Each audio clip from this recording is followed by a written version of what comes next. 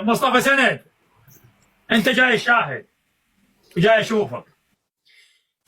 ثق بالله يا مصطفى سند، القانون ما راح يرحم، وراح احطك امام العالم في ساحه التحرير، واطلع كل الجرائم اللي اشتركت بيها يا مصطفى سند، حتى اتصالاتك ويا ايران، شلون تدخل مخدرات، شلون توجه جثث تعبرها لايران، شلون تهرب فلوس، شلون تغسيل اموال.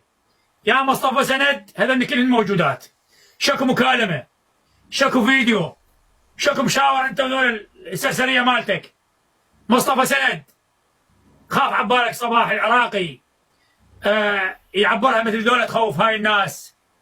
مصطفى سند تربان دمها برقبتك، وانت المنفذ، وهاي اللي صيت واحكيها بكل على صوتي، ما راح يرحمونك، ما راح يرحمونك، والقانون موجود. كل من يقول لك يا مصطفى سند صباح تخلى عن هاي القضيه الجريمه الدوليه، هي مو بان جريمه دوليه، هي اللي اكتشفتها بان حسن حظ بان صارت دمها ويا هاي الناس اللي هربوها صارت دوليه. ما راح يروح دمها يا مصطفى سند، مو بس بان، لا، اللي طبيت للبيوت الشباب وسحلتوهم، اللي ركبت ورا هددتوه رحتوا له للبيت وضربت سكينه يا مصطفى سند، والكاميرات موجود مصورتك اعطيك اياهم كلهن. مصطفى سند اللي خطفتوه هذا من بغداد، ها، ودششتوه بظهره وشمرتوه من السياره.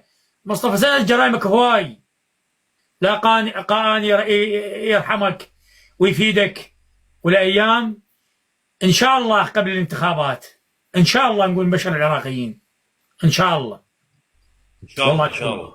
هذا طبعا انا من نحكي طبعا جاي شاهدني، الله شاهد جاي موجود. اكيد 100%. انا شايف لك فيديوهات هو يتابع، لان انا شفت صفحته نوبه موجود. هذا حولوا لي على عين السحر، هاي مو عين فوق، انا يتعلمون البارحه، هاي العين هاي ال 1300 هاي موجود.